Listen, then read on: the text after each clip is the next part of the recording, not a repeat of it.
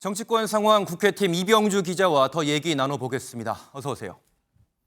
네, 이 기자, 먼저 이재명 대통령의 외교 데뷔전이 굉장히 좀 빠르게 진행된다라는 평가가 있습니다. 예, 맞습니다. 앞서도 전해드렸지만요. 이재명 대통령 지난 4일 취임하고 12일 만에 첫 정상 외교에 나섭니다. 예. 역대 대통령의 해외 순방을 살펴봐도 취임 후 가장 빠른 편에 속하는데요.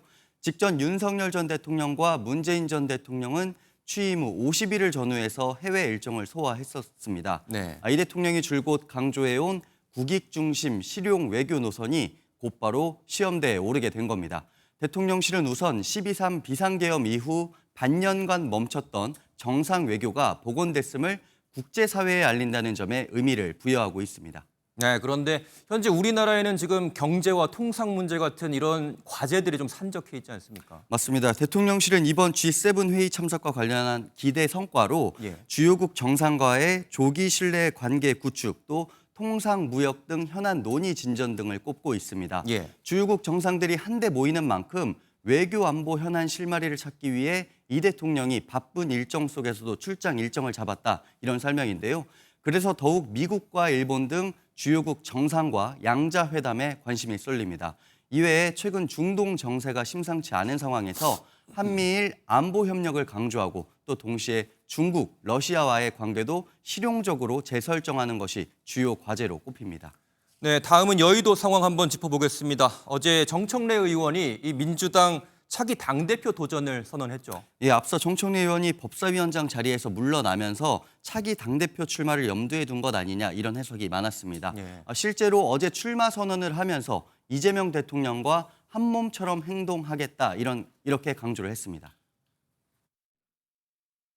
이재명 대통령의 운명이 곧 정청래의 운명입니다. 이재명이 정청래이고 정청래가 이재명입니다. 네, 정청래 의원 이외에는 박찬대 전 원내대표가 출마를 고심 중인 것으로 알려졌는데요. 박 전 원내대표 측 관계자는 출마와 관련해 이번 주 안에는 입장을 밝힐 수 있을 것이다, 이렇게 설명을 했습니다. 다만 당내에서는 정청래 의원이 일찌감치 깃발을 꽂은 만큼 쉽게 도전장을 내밀 상대가 없을 것 같다, 이런 분위기도 읽힙니다. 그렇군요. 이 마지막은 특별 사면 얘기 한번 해보겠습니다. 이 대통령 취임한 지 얼마 안 됐는데 벌써부터 이 특별 사면 얘기가 계속 나돌고 있습니다. 네, 이재명 대통령 측근으로 분류되죠. 이화영 전 경기부지사가 올린 글이 발단이 됐습니다. 이 전 지사는 불법 대북 송금 혐의로 유죄가 확정돼서 옥살이 중인데요. 지난 11일 자신의 SNS에 조국, 송영길, 이화영은 검찰 독재 정권의 사법 탄압 피해자들로 억울한 옥살이를 하고 있다, 이렇게 주장했습니다. 그러면서 시민들이 사면복권을 관철해달라고 제안하고 재헌절 특사를 촉구하는 서명운동을 소개했는데요.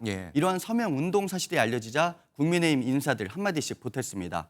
먼저 주진우 의원은 대통령을 대신해 감옥 간 것 같은 당당함이라고 꼬집었고요.